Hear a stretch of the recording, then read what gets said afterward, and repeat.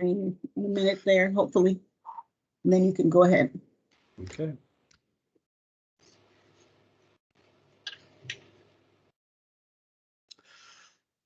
All right, welcome to the I&E Subcommittee of the Pedestrian Advisory Committee for the City of Minneapolis.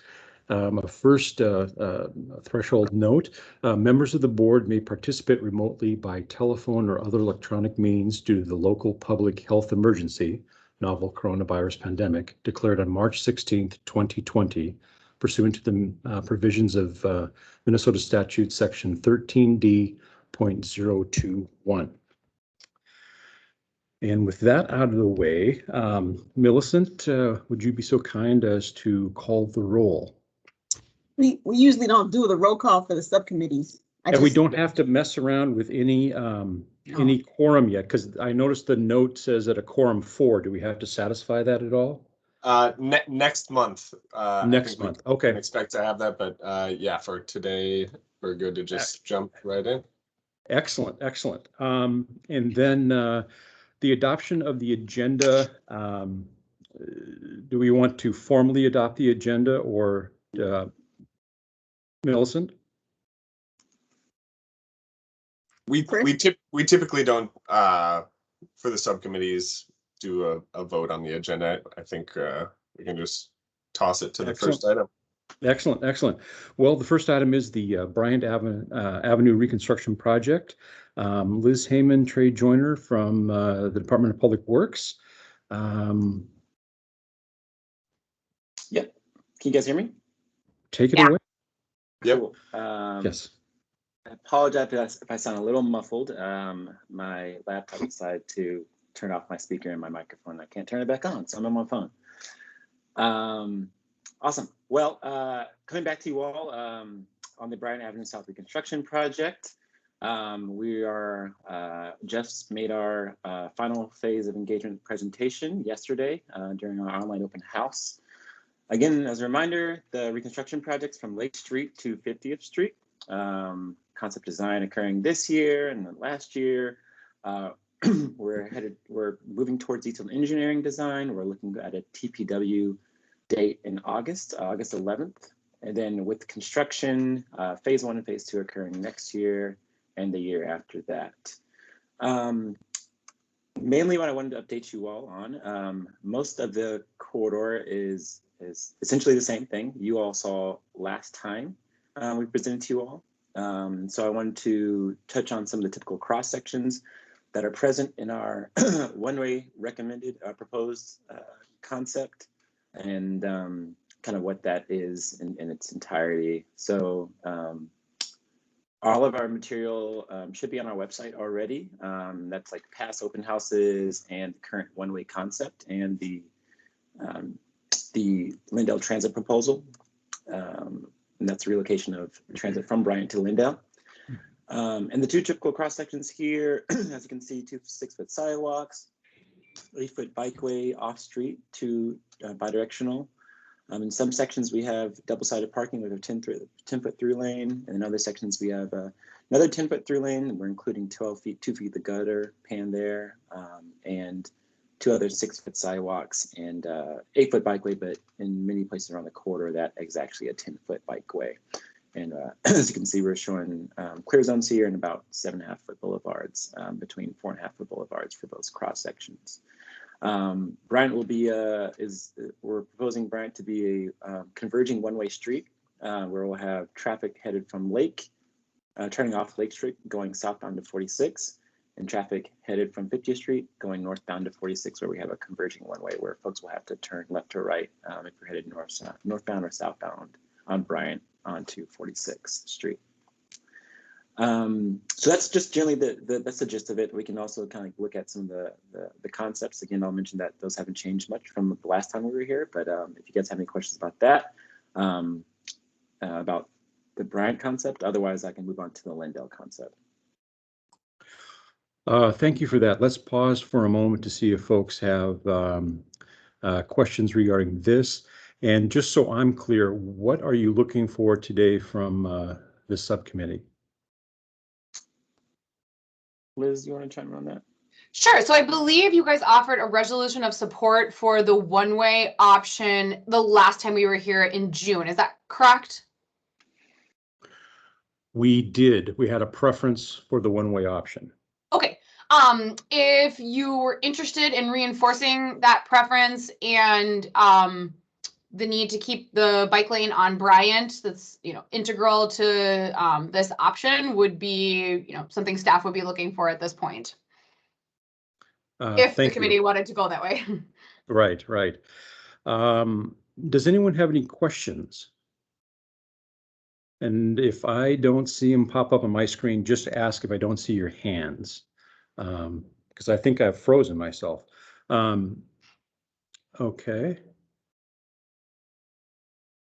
All right. Well, not hearing any or seeing any questions, if you'd be so kind to move on to Lindale, that'd be great.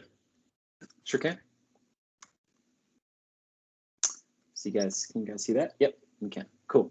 So the Lindale Transit proposal, as a reminder, is moving 6 bus routes from Bryant to Lindale. These are 3 local stops and 3 limited stop routes. The only exception, as you can see here on this graph, this map here, is between 38th and 36th Street. Here we go, 38th and 36th Street, where we have a contraflow bus lane, where we're looking to get that front door service to Walker Methodist, also to account for some emergency services that turn on to Bryant and need to service Walker Methodist, just because of the nature of that building. But otherwise, transit service will move to Lindale, local and the limited stop service. In addition to that, we're proposing 15 consolidated stops, or 15 stops along Lindale, which are consolidated from what they were on Bryant. At 3 of those stops that are not signalized, we're adding in pedestrian medians, and these are closed pedestrian medians along the Lindale corridor to allow transit riders to cross the street safely, but also just generally allow pedestrians to cross the street safely. And that's one of the main things we heard back through all phases of engagement, is the difficulty for pedestrians and others using or crossing Lindale when you're going out a side street. So those intersections are 45th, 41st, and 37th. Everywhere else we have a consolidated stop, it will be at a signalized intersection. As far as other curb changes on Lindale, the only other significant one, other than the carriage walks we'll be installing as part of the bus stops, are a few curb changes at 50th, and I can show that when I find it. I think it's the last one. Oh, actually, went the wrong way. I went the wrong way. There you go. Thanks, Liz. Sorry about that, guys. You think I would understand how to navigate this thing? Here we go. Right here in the top left, we're moving the curb back on the northeast curb line to accommodate a pull-out stop to allow a Metro Transit bus to pull out of the travel lane at a busy intersection, allowing cars to kind of flow through. This is the only pull-out stop that we're actually building. The rest either already exist via turn lane or will be an in-lane stop along the Lindale. And that is the gist of it. You guys like any more detail on anything specific in regards to this or Bryant? I'd be happy, and Liz and I would be happy to answer those questions. Before we turn to attention, I just want to make sure we're clear on what you're looking for from this subcommittee today. So these two proposals are completely linked. So what we're proposing on Bryant is not possible unless we move forward with the transit proposal on Lindale, given the really narrow one way that we're proposing on Bryant. So we'll be bringing these two things. This is one project. We'll be bringing both of them through layout review to Transportation and Public Works Committee together. All right. Well, then we'll address them in a single motion since they're linked, as you say. For any, Barb, you have your hand up, I notice. I do. What I wanted to say is I have to say I'm working on the statement, but I just love the narrow one-way convergent street. I think it's so much. I lived on Bryant, not very far from 46th and Bryant, and it's it's a great design. I think that's my opinion. It's not a PAC opinion, although I am a PAC member. I just think it's a terrific design. It has always been kind of a speedy street, and this will really slow things down and allow for a really comfortable bike travel too. So I got to tell you, I really like this design. It's good to hear good feedback. Thank you. Paul, I see your hand up. Yes, is Lindale in this section, is that a county road? Correct. Yes, it is. Is the county going to pay for any of the improvements on Lindale as part of the project? No, they're not. It's That's part of good. as it's a impact from the Bryant Avenue project. We've been working with the county on the project, and they are on board, but it will be all city funding. Okay. Thank you. Thank you, Paul. Is there anyone else that has a question? I don't see any hands up, so please speak up if you have one. Oh, Peter, I see your hands up. Yep. Thank you. Lot to like on Brian here. Speaking to transit, can I get the best from be it from the city presenters, Trey or Liz or Sonia, who's here? Best affirmative case for the moving transit this way for the people who are using transit. When I'm reading the documents, semi-cursorily, a lot of it talks about the transit section talks so much about how it affects vehicle traffic, when I look at Bryant versus Lindale, I see a lot more people live on Bryant than do live on Lindale, and potentially, live without cars more on Bryant than they do on Lindale, and need that transit more than they do on Lindale. Now, I'm not saying placing it is wrong, but what's the best affirmative case for moving transit to Lindale and Grand here, a few routes, in exchange for the accepted improvements on Bryant? What are we telling transit riders that this is better for them? Really good question. So the main driving factor for that part of it is that Metro Transit is planning an arterial bus rapid transit route along this section. So it's the Johnson-Lindale route that goes all the way up through Northeast Minneapolis. And when you think about the amenities and the stations that come along with that type of infrastructure, Bryant Avenue, even without a bikeway, would be extremely tight to try and get in those stations. We'd be looking at just like the tightest possible design for an ABRT platform, and the right of way on Lindale has a much wider width and more room to work. So the other things that we're doing is we're working with Metro Transit to look at transit signal priority as an option along this corridor before even arterial bus rapid transit would come along. So that doing that as part of this project and looking into what's possible with that. We've also reviewed some locations for potential queue jumps and just some minor changes in striping. So we're working with Hennepin County and Metro Transit on that as well to make sure that we're prioritizing transit users through this important corridor. All right, I can thanks. just jump in real quick. This is Sonia Bertha from Metro Transit. This is an interesting question. And when I first moved back to Minneapolis, one that I asked our service planners is Bryant versus Lindale service.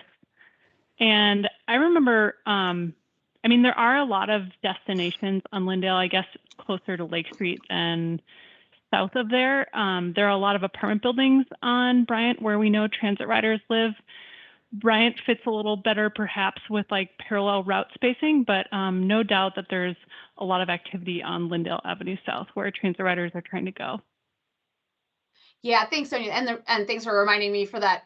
The second part of the question is that so the distance between Bryant and Lindale is approximately like 600 feet, so it's 2 short blocks in Minneapolis. So well within the quarter mile that people are usually willing to walk to local and express service. So yes, there are some specific blocks on Bryant that have denser housing, but if you look at the entire corridor as a whole and like the overlap that you're picking up by, if you think about a quarter mile circle around each of these stops, right, you're going to have a fair amount of overlap given that the blocks are very close. So we expect that this line to be able to be as attractive to people on, not as attractive as a little bit of hyperbole. Obviously, a front door stop is if you live directly on Bryant is going to be more attractive, but you're still well within that quarter-mile walking distance that people are willing to travel. Let's see, Barb, I noticed your hand is up, and I noticed a hand went up and then went down, but I've lost track of who it was. I believe it was Austin. Austin. Austin, did you have a question? And then we'll get to Barb again. That was my question. You answered it about the bus rapid transit, so thank you. Terrific. Barb, is that a new hand up? No, I don't think so, but I will say that one thing I will say as a former resident of Bryant Avenue is the bus is loud, and it might be handy, but it's also noisy. And as a former resident of Bryant, I like that it's going to be bikes and peds. That's just me. And I lived in one of those apartment buildings, so. Thank you. Sonia, I see your hand up. Yeah, this is Sonia Bristow again, Metro Transit. I just wanted to offer one additional sentence regarding BRT on that Route 4 Johnson-Lindale corridor. Through the Network Next planning, which was the 20-year vision Metro Transit completed earlier this year to really vision all of the BRT corridors, Johnson-Lindale was selected as a Tier 1 corridor. And then wasn't selected for FC and H funding, which have been identified, but likely, it's a midterm implementation, so like a 2025, 2030 planning and beyond. So I think future improvements would come soon to that corridor. Thank you, Sonia. Does anybody else have a question? I just want to affirm what Barb was saying. That was something that I was thinking about as well, is that as convenient as transit is, to have maybe a quieter space is also of value for higher densities of people. So thank you. If I could just interject for a second, Barb and Julia, what you brought up is really, I think, interesting, and I would love sometime to have some more information from Metro Transit at some meeting just about the state of their fleet and any plans that might exist or timetables to switch from the diesel pushers to maybe the hybrid or a new technology, whether it be hydrogen or battery electric or whatever, just sometimes down the road. I would love to hear that sometime. But that sounds great for INE. Yeah, exactly. Or yeah, sorry, for for CMT. Yeah. Yeah. With that being said and seeing no further hands. I just put my hand. Oh, I'm sorry. Dive in. My only thought is I agree with the pack. I think this is a great project, and I do think this is one of the few projects that we ever see where it's like, oh, this actually aligns with like Transportation Action Plan goals and is like trying to move us in the direction of the city's policies. So I just wanted to thank Liz and Trey for just bringing such a great project to the pack overall. Much love. Yeah, could we, if there's time, what made it possible to get creative like this? Because this is the kind of like multi-corridor thinking that would be great to see more of, even if it doesn't ultimately work out. So what made this possible on this corridor? Whew. Well, a lot of things. One, I'll say that Bryant is a fairly low traffic street. So we're looking at impacts to adjacent streets and spillover traffic, and some of those negatives that we see from the way our current transportation system works, and the way we know that will be on opening day. That was one piece. I'll say a lot of interagency coordination that went really well. So really shout out to Metro Transit folks and Hennepin County for their open-mindedness to take that on. And a lot of data analysis that went into this. And so the availability of some of our streetlight data, which is anonymous cell phone, kind of a big data solution that we used to talk through technical options. But I would say one of the biggest reasons is that just Bryant doesn't have a lot of traffic, and it has a lot of multimodal usage when you compare it to different corridors within the city. Thank you. And with that, one second, can I just jump in real quick? Sure. Another thing is specifically Liz and Trey did a great job. So I know you asked them what they did, but I think Liz and Trey were very, very strategic about this and the process that they followed to help make some of these things happen, because none of it was easy. So I agree with the sentiment the PAC is articulating here. This project is just amazing. A year ago, I did not think we would get to this point, specifically the one-way, protected bikeway, separated. So I just want to say there was some, specific skill and perseverance by those two. Thanks, Matthew. Peter, I saw your hand go up. Yeah, thanks. I just want to add one more thing on the transit and the distance to that maybe this is better input at resolution time. But if the pedestrian priority network still exists or will exist, it needs to be part. It has to attach itself to any BRT project.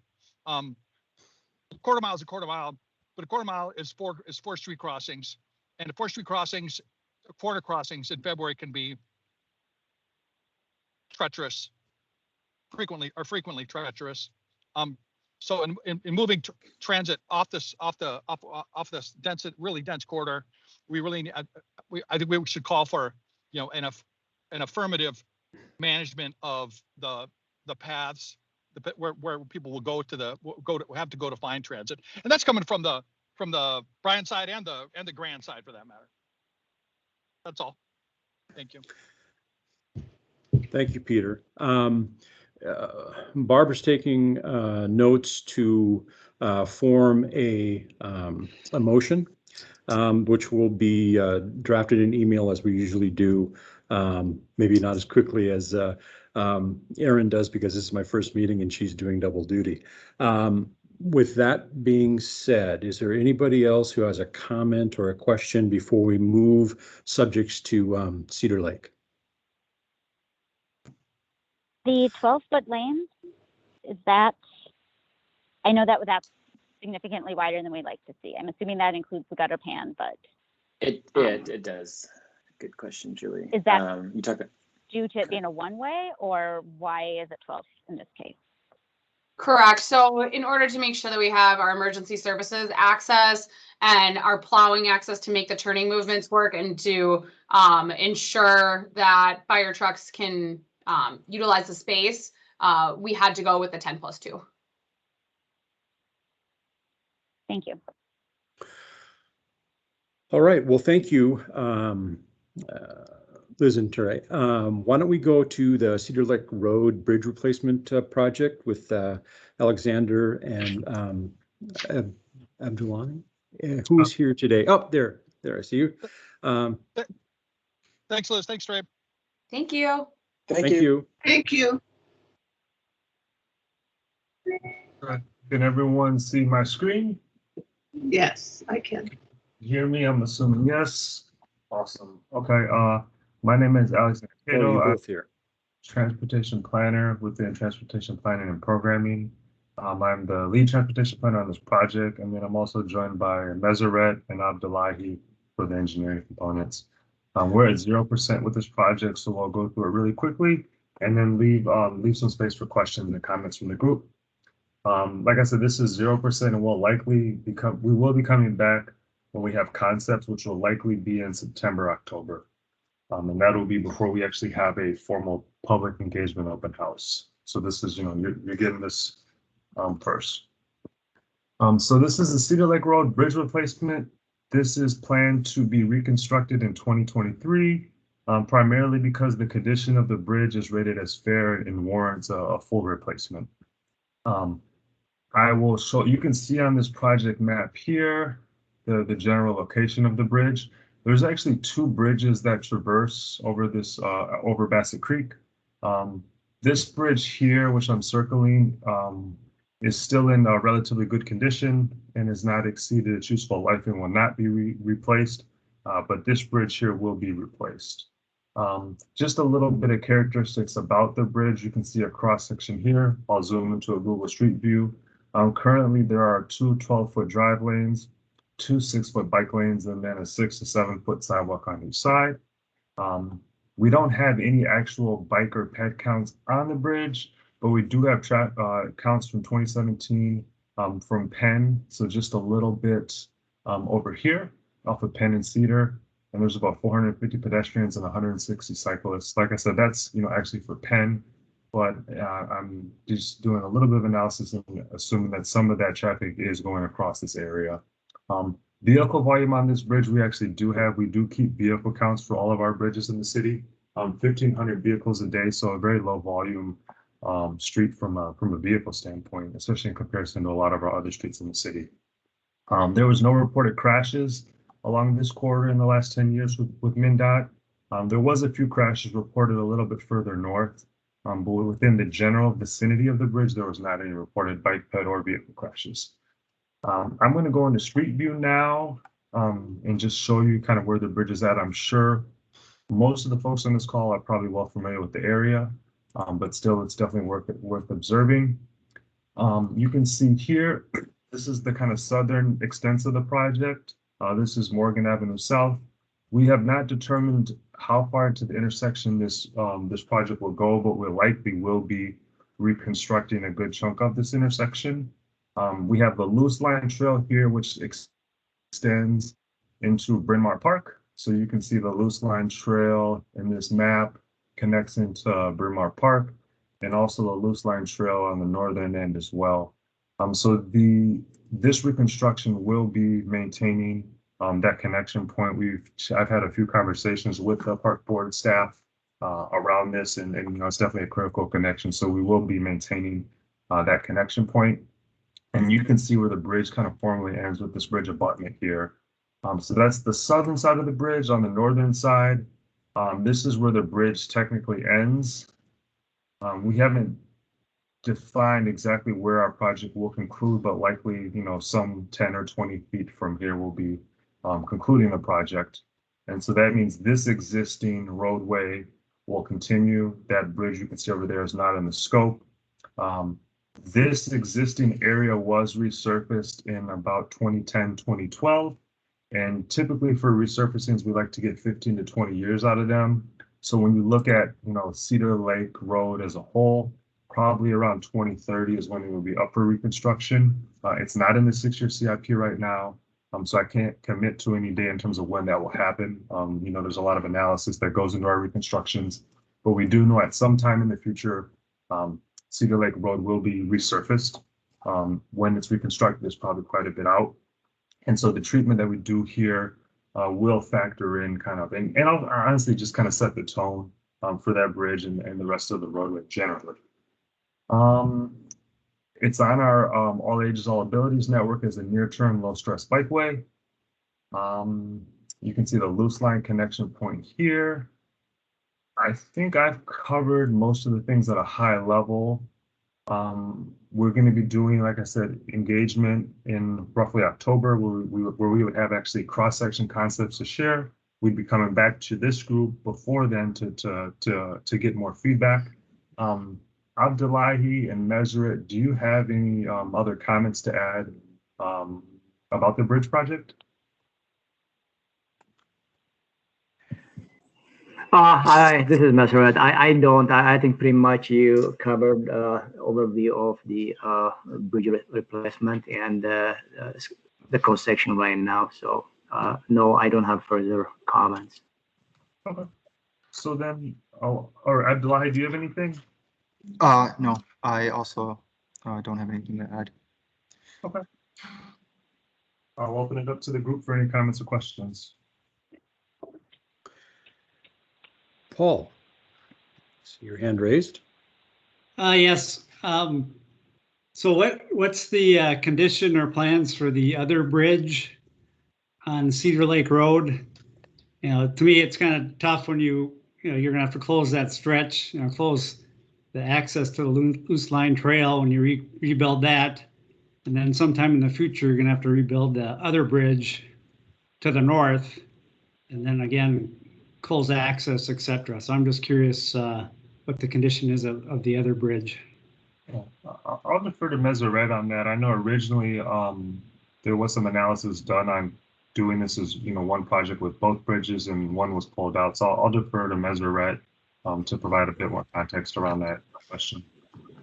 Yes, at one time, the plan was to have repair work on both bridges. So they were kind of combined as one, and it's going to be repair work. But after looking into further analysis, the bridge that we're working on right now over the BNSF is in more poor condition than the other one, the CP over the CP rail, the northern one. So then it was determined that we're not seeing it coming up anytime soon to do the CP rail, the northern side of the bridge. So right now it's prudent just to have the southern bridge over the BNSF to be a replacement rather than being a repair work. So we'll look into that in the future, but in the next 5-10 years, maybe at least 5 years, we're not seeing that the bridge in the northern part is part of a replacement at this time. But yeah, it would have been ideal to have both bridges at the same time, but that's not the condition at this time. Looking into the two bridges, I hope that answers your question. Can you design this bridge to accommodate a two-way trail, on one side or the other, and then be able to then, eventually design a similar cross section on the bridge to the north? Because I'd hate to have you just have two one-way trails, and then when you design the bridge to the north, then you're kind of pinned in on the two one-way trails. So I guess I'm just saying that you should have, when you do the design of the South Bridge, have flexibility so you can have a two-way trail over that bridge, and then have some kind of transition going to the north. So we haven't finalized any cross sections. One of the factors we're looking at are the existing treatments on the bridge, and each side of the bridge has a one-way bike facility. And so whatever treatment we do at this bridge, we wanted to match and integrate into the rest of the roadway. So not only to the bridge to the north that will at some point be replaced, but also to the entire Cedar Lake Road, which will be resurfaced at some point, but reconstructed much further out. And so we're looking at treatment options that are compatible with all of those factors. Okay, yeah, I guess just it'd be nice to have the loose line trail continue as a two-way facility on one side of the street, and you minimize the number of street crossings. Thank you for that comment. Thank you. Yeah, that's a good comment. Let me just interject. I think oftentimes we don't weigh in on something with a 0%, particularly because there's no cross sections or the outreach is still to be done. But just amongst the PAC members, to memorialize Paul's comment, I think it would be worthwhile to put it into a brief motion, just so it doesn't get maybe overwhelmed in a community outreach or planning stages. Do folks generally agree with that statement I just made? Hearing no adamant resistance to it, Barbara, could we talk about that? Just I know it's 0% and there's not a lot to weigh in specifically, but that point I think is definitely worth memorializing. Can I jump in on that? Because that's a really intriguing comment I hadn't thought of, and I think the way that I'm sort of thinking about it is the connection, like Paul said, just for that short stretch between the two trail connections. What's that? It's about 140 feet. Yeah, so it's like I just want to clarify that I think Paul's comment makes a lot of sense, where it's like two-way just for that section, and maybe what we could explore is, could we fit in a two-way just for that part, but also maintain the one-way directional on the bookends? So does that make sense, Paul? Like, we want to accommodate the one-way travel along the whole corridor from Glenwood to Penn, but just in that cross section between the trail. Does that make sense, Paul? Is that what you're thinking? Right. Yeah, okay, I just want to make sure that, eventually, whatever, 30, 40 years from now, when the whole thing is rebuilt, that you could have a two-way trail that would connect the two legs of the loose line trail. Right. Cool. All right. Thank you. Does anybody else have any questions or comments? Just jump in if you do. Yeah. Julia? I'm kind of curious. Yep. So right now it's a pretty bridge, especially if you walk under it. And I'm a bit curious about what kind of replacement we're looking at. And I also feel like bridges are such special spaces, regardless of whether they're over railways or elsewhere. And I'm wondering, the pedestrian space feels rather tight. Is there any way of getting back bike lanes so that right now it feels like a car bridge, and it would be great to have something that feels more like a place, since people often rest at the crest of bridges, throw in a bench, just treat it as with the unique connection that it has in some way in this full reconstruct.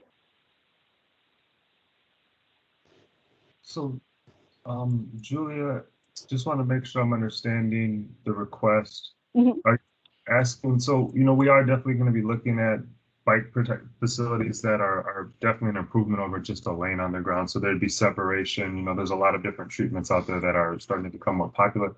Are you talking more about improving the bike facilities or the pedestrian facilities? Specifically, you mentioned the bench. I just kind of want to better understand what your comment is.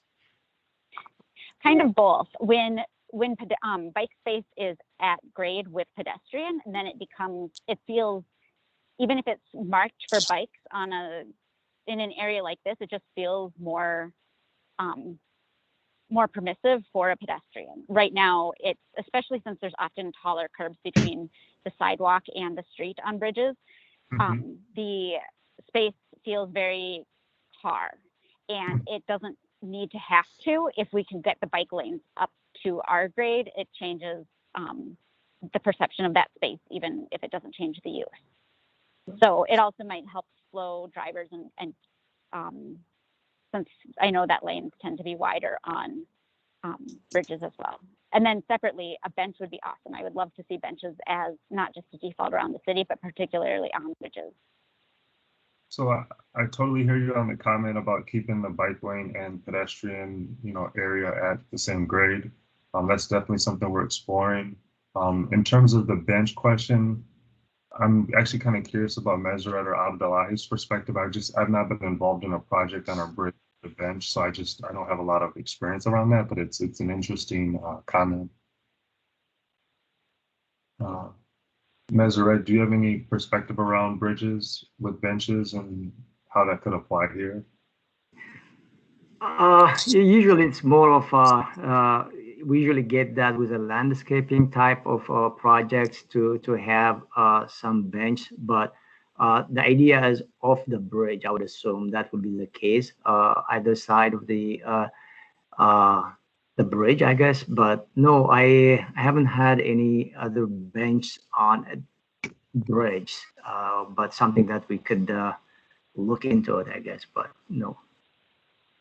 Yeah. Or maybe even railings that are also benches somehow. I don't know what kinds of things are out there, but it's a place where you sort of lean and take your time. And for people who might need a rest, it would be lovely to have that. It's a great idea. It makes me think of like the Franklin Avenue Bridge, or I don't know if it's a Lake or Marshall Bridge, with the bridge that goes over the Mississippi River from Lake Street to Marshall Avenue in St. Paul, and they have these kind of cutout spaces that are really nice. So. Yeah, we can bring that to our engineering group that's working with us on this. Just kind of see what they think about, that, the reality is this bridge width right now is about 50 feet, 51 feet. And we're trying to see if we can extend that width to maybe 54, 55 feet to widen the bike and kind of pedestrian realm. And, maybe there is an opportunity for kind of some type of section to expand here. We'll definitely and see what's possible. Yeah, well, one thing to consider is that on bench, when it's a longer bridge, maybe for a view purpose or to rest, but this is like 140 feet long at this time, and we have not determined how the span will be at this time. It could go narrower too. So we're still in development right now. So it is not a long bridge, just 140 right now. So it could be even a bit less span too. So something to Well, we don't consider. have bridges. We don't have benches off of bridges. So if we could get benches on bridges, that would be awesome as a start. Thank you. Yeah, we'll definitely, I'm more than happy to explore that and let folks know. We'll be back, like I said, probably in September, October, with some cross-section concepts and can report back on, you know, what we've uncovered from our analysis around that. Thank you. Let's see, Austin, I see your hand. Yeah, thank you so much. To the Branches on Bridge perspective, one of my favorite bridges in the Twin City goes over 35W and Marcy Holmes on 5th Avenue Southeast. It's a pedestrian bridge. It's not a motor vehicle bridge, but they actually put their benches on the side of the bridge, which is nice because then you can look at the bridge and all the traffic going by. It's kind of exciting. So I'm all for benches on bridges. I think I wanted to just reiterate the point of pedestrian safety on bridges. I think one of the places I feel most unsafe as a pedestrian and as a cyclist is going over bridges. And I think drivers have a tendency to speed over bridges because it's easy to speed over bridges. I do it myself too. And because of that, it just feels like everything gets so crammed and fast on a bridge. So again, just trying to reiterate that safety component of if there are going to be bicycle lanes and more pedestrian friendly design on bridges such as these, I like to second that idea. So thank you. And if I just can echo that, you know, bridges with the different temperatures that they are than the roadway, I think they present a unique hazard in Minnesota during winters. They freeze easier. Obviously, we all know that. So I think anything to really diminish car speed as they're going over something that is possibly more frozen than the road they've been driving on for 40 minutes or something is warranted just from a safety point of view when you've got you know, even in winter, you're going to have cyclists and pedestrians. So with that interjection, does anybody else have any questions or comments? I have one question for Paul, because I'm taking notes. Paul, what is the name of the trail that you wanted this to connect to? Loose Line Trail, LUCE Line Trail. Thank you, Paul. Appreciate it. I couldn't remember. Thank you. All right. Neither seeing nor hearing any more questions or raised hands. Why don't we move on to the Phillips Traffic Safety Project report? And thank you, gentlemen, for, oh, Austin, I think you've got your hand raised. No? Keep going. Okay. Gentlemen, thanks you for that presentation. And we'll, even though it's 0%, I think the consensus is to put a few of these comments memorialized in a motion. All right, well, let's go to Phillips Traffic Safety Project. Mike Samuelson, Sylvie Guzon. Thank you. It's just going to be me today. Sylvie wasn't able to make it.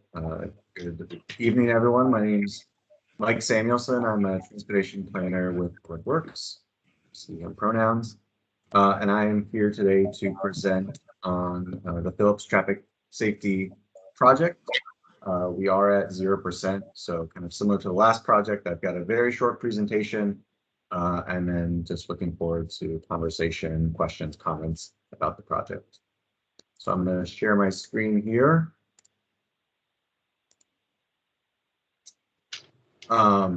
So the area that we're covering here is across 4 different city neighborhoods. There's three that bear the Phillips name: Phillips West, Midtown Phillips, and East Phillips, and then also the Ventura Village neighborhood.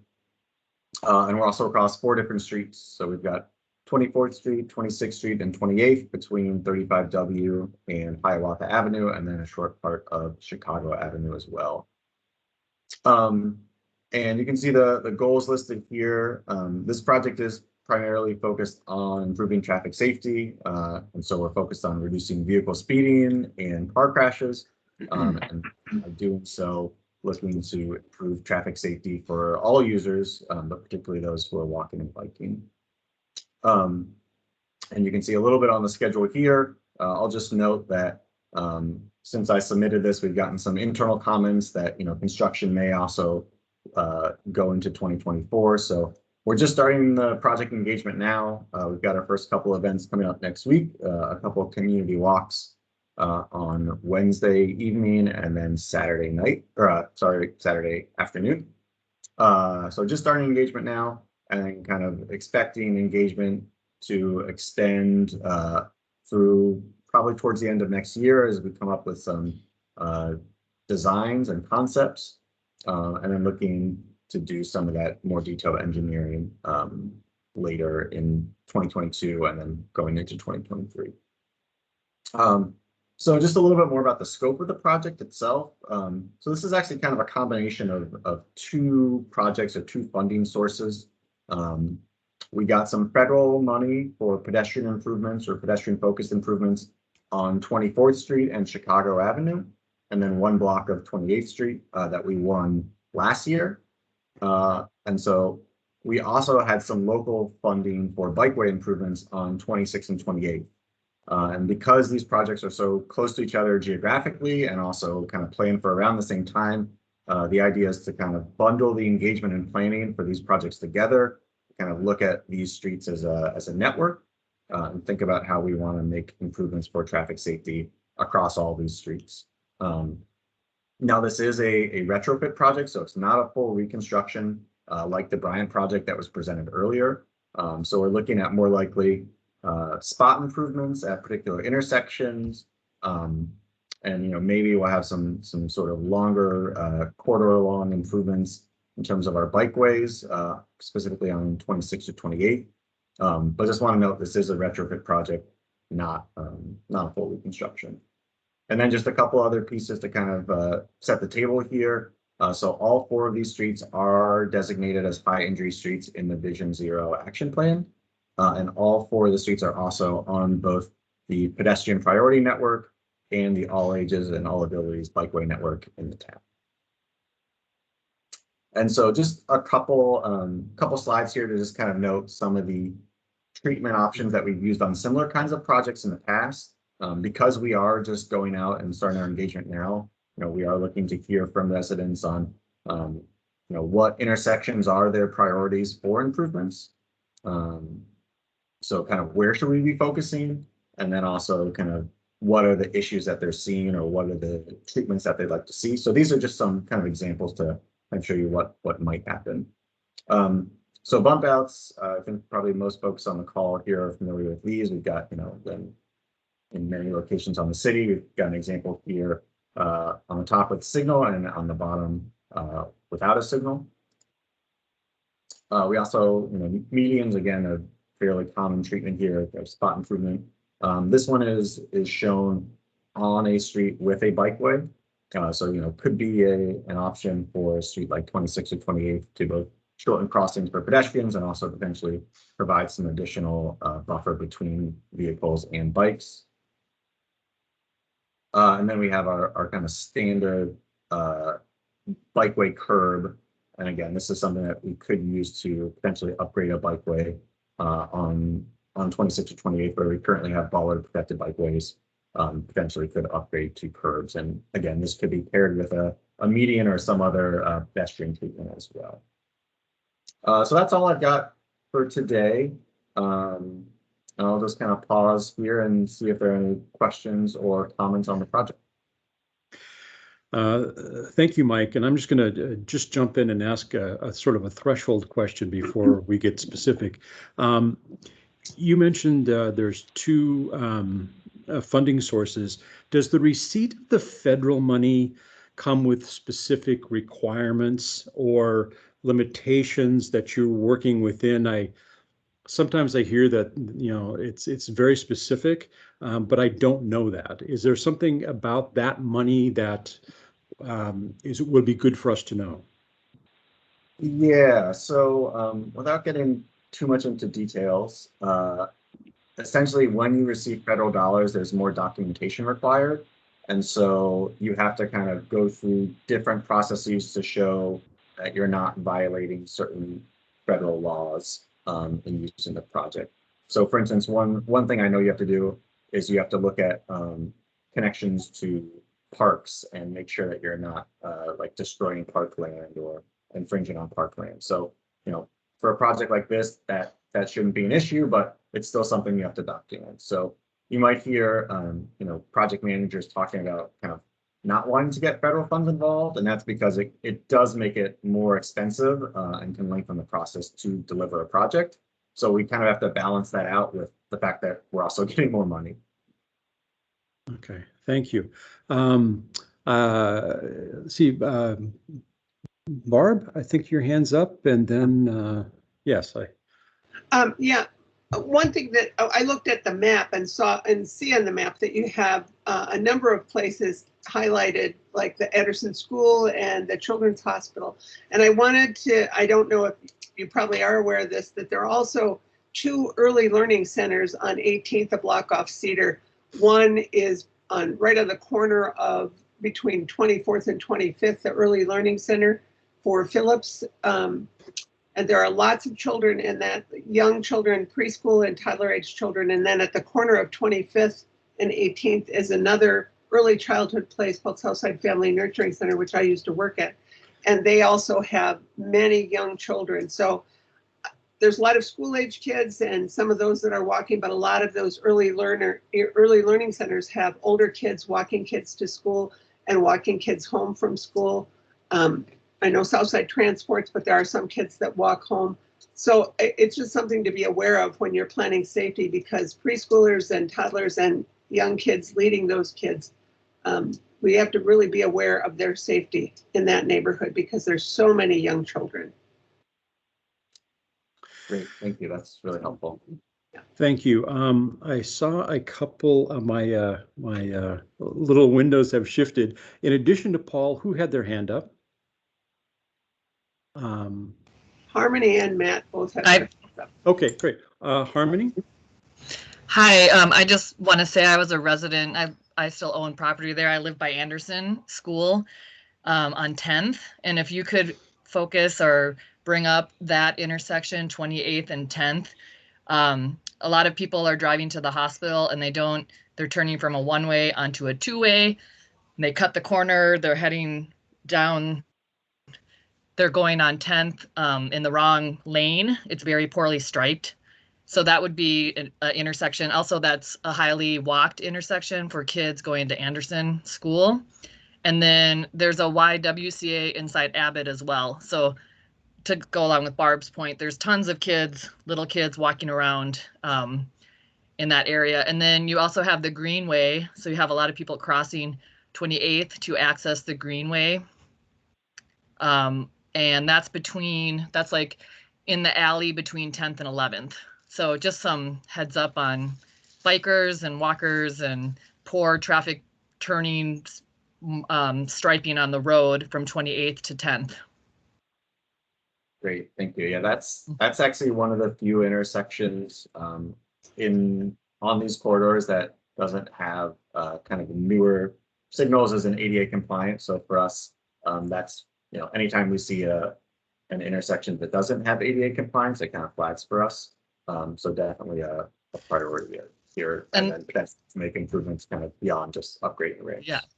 And 10th is like, that's where the ambulances go as well to get to the emergency room. So it's just poorly marked. I lived there for 10 years. I watched terrible traffic for all those years. Great, thank you. Paul. Mike, quick question. So one of your goals is, reduce speeding. So I'm wondering if you've done any speed studies out there yet, so we can have an idea what are the speeds of traffic right now on those 3 streets?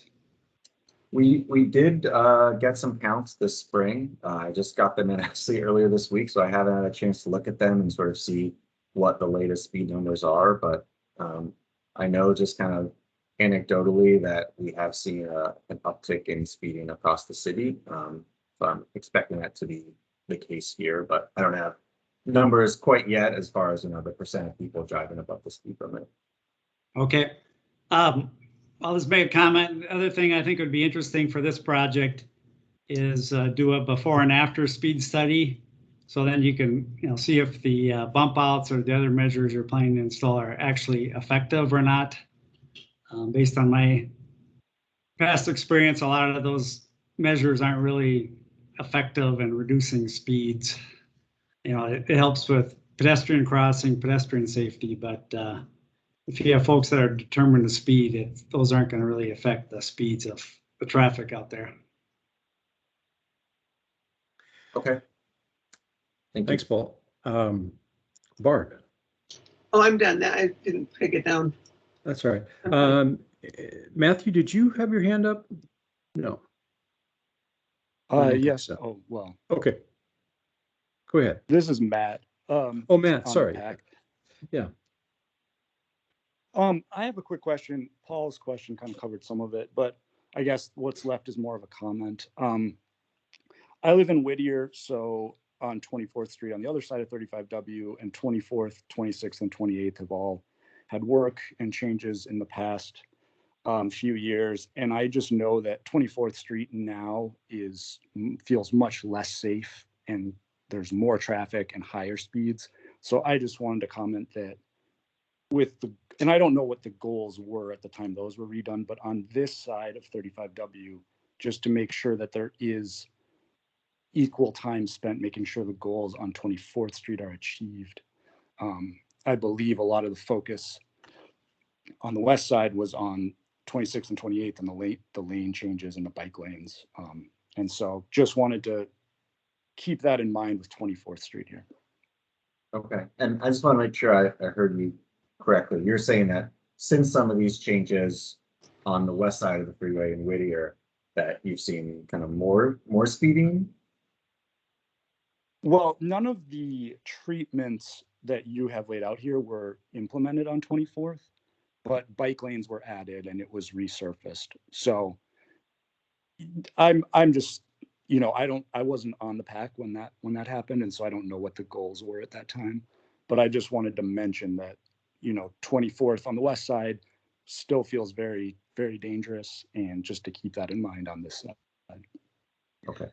Yeah, to jump in, this is Abigail. On that part of 24th, I live on 25th, and like they removed parking on 24th and just put in like single stripe gutter bike lanes.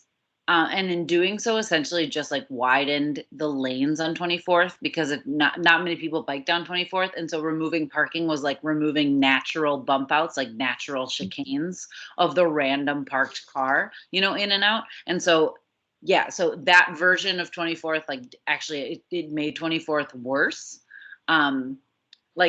So, and the bike lanes aren't like great or protected, so it doesn't help anything. So yeah, just considering that when you do 24th on the east side, that like that version of 24th wasn't great. So to just kind of learn from that mistake. Got it. Okay, thank you for clarifying that. That makes sense. Peter? While not implemented yet, we saw a North Lindale safety improvement project very recently that we thought a whole lot of, and to the extent that can be, that there's similarities with this long straight stretch of 24th Street. If it's two ways, it's a long stretch with few interruptions. To the extent there's inspiration there, I'd encourage you to look at it. Not that I imagine you wouldn't, but but in particular, we really like that project and are looking forward to its coming to fruition and seeing its results. How it applies to one ways in 26 and 28, I don't know, but at least for 24th. Thanks. Thanks. Thank Yeah, you, Peter. It's a great project, and a lot of similarities just in the sense that both have that outside federal funding, both pedestrian focus. In this case, we are also pedestrian bike focus. But yeah, thanks for that comment, Peter. Does anyone else? I've got Julia? Yep. I've got a couple of questions, and I'll throw them all out there, but in any order. I'm curious about returning the both 26th and 28th to two-way. My understanding is that the one-ways were initially intended to be temporary, and it definitely seems like the fact that it's two ways contributes to a lot of dangerous issues for people walking and biking. And specifically, one of the ones that I run into a lot on 26th and 28th is when I am walking against the flow of traffic on where drivers have a right turn to turn onto the street. They do not look back. I've had a lot of near misses there when I've had right of way, regardless of what I've done. It's just, it seems to, without better drivers, it just seems to set people up for not being considerate of the other people around, and it's dangerous and delays you when you're trying to get places. And I've been threatened for crossing the street. I've gotten into altercations from drivers who are really aggressive. I've called out to drivers so they'd see me and scared them, and that feels awful too. I've had one driver turning right onto 26 from whichever one, southbound Park or Portland, whichever is the street there, who almost hit me. She was so terrified. I was so terrified, and I had full right of way. She was turning right on red. When I made it, when we both apologized, we're both very, very alarmed. And then suddenly I was in the middle of the street. It's huge swath. There were cars coming at me, and I no longer had the light, and it was nighttime. So there's just it just feels like the whole stretch of one ways and one ways to one ways is asking for trouble. Second question point thing is, each of those streets where they intersect with Park and Portland are awful. I hate crossing those all the time. They're just a high stress, less likely to go to anything the more I have to cross them. And then specifically the 28th signal, there's a new highway exit from northbound, 35W or whatever it is, onto 28th. And the way that the last time I looked, it's unclear that there's going to be any pedestrian crossing, let alone on both legs. It's a T intersection. There should be both leg crossings. The way that it's set up, it looks like there may be neither, even though it's a one-way onto a one-way. So there's one leg that will never have conflict for a pedestrian crossing there. So I'm wondering if you can take a look at that and make sure that we're getting our all legs of every intersection crossing, and maybe make MnDOT pay for that if they messed up. So those are my 3 questions, comments. The 2 ways, Park Portland and 28th Highway. Great, thank you. Yeah, I'll start with the last one and just say I'll look into the new intersection at 28th and kind of the off-ramp leg to see what the final plan is there. It's a little unclear to me with the larger I-35W project, if that project is complete yet. I know there's been a lot of work, but I'm not sure if that phase is complete. So I'll look into that. There are the signal things that have been out for at least a year, and the curb cuts seem to have been redone, but not like they should be. So those are my alarm cues. Got it. From a on-the-ground perspective. Okay. And then, yeah, definitely noted the concerns around Park and Portland. I think probably a lot of folks know that those are county intersections, and we have approached the county about trying to make upgrades to those intersections at the same time and try and do it in a way where we're both partnering on funding. So we'll continue those conversations, and then also just noted the comment about returning these to 2-way streets. If that could be part of the project. And I guess that this also just kind of reminds me, there's a similar question for the bridge project that just happened in terms of if you wanted to write a resolution. And my thought on that is we certainly don't need one at this point. If you wanted to kind of memorialize any of these comments in a resolution, we'd be happy to accept that. So just up to y'all. Would it be helpful to approach the county about Park and Portland, or is this helpful for the questions you might have for other agencies if we had one? Would a resolution be helpful for approaching the county? Is that what you're asking? Yeah. It certainly wouldn't hurt. I don't think it's necessarily going to move the needle a whole lot. But I think it's more just in terms of if the committee or the subcommittee as a whole just wants to kind of put all these comments down in writing. I mean, I've been taking notes, but make sure that you've kind of got everything clearly expressed. Then the resolutions, I would say the clearest way to do that. I'm going to ask a question. you know, that last comment regarding the county intersections, and I mean, if I'm reading you correctly, at least there's not a lot of enthusiasm from the county to do anything about it, at least at this point. Do you have an opinion on whether that is just purely a financial decision on behalf of the county that it's in City of Minneapolis, they're just not going to spend any money on it? Or is there something, has there been any issues that have come up in the conversation that you're free to share?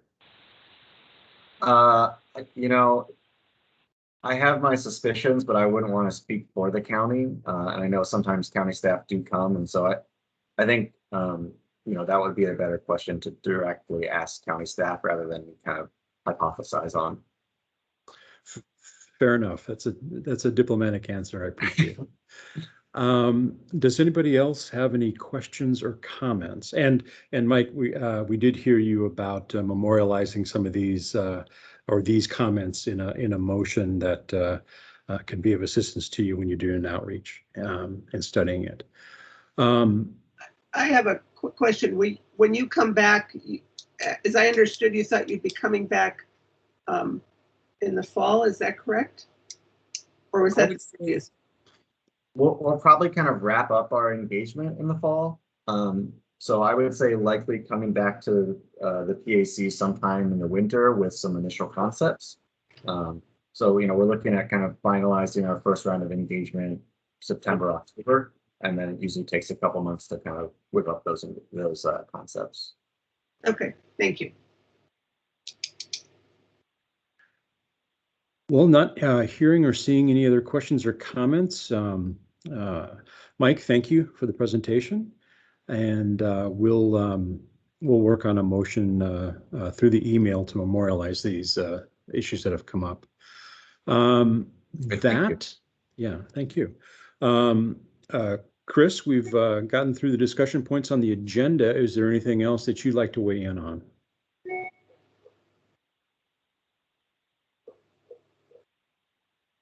Or not? Sorry, just unmuting. No, nothing else from me beyond the agenda. Great. Are there any notices or any wrap-up comments anybody needs to make?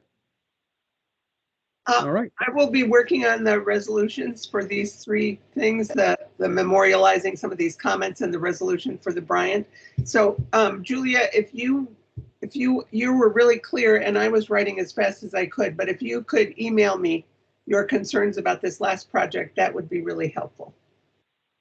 And then I will get those all three of my and send it out in an email. Each of those concerns, like all three of them? Yeah. For Yep, especially this last project, that would be really helpful. Will do. Thank you. Okay, thanks. I got really interested in it and then I stopped taking notes. It's never. Well, obviously Barbara is carrying all the water on this as I'm sort of getting my feet wet as a co-chair. So thank you, Barbara, and thank you everyone else for coming. I think we don't need a motion to adjourn when we complete the agenda items. So with that, I wish everybody a good evening or afternoon. Nice job, Christopher. Nice job, Chris. All right. Goodbye, everyone. Bye. Yeah. Bye-bye. Good team. Well done. Thanks, Chris. I'll see ya.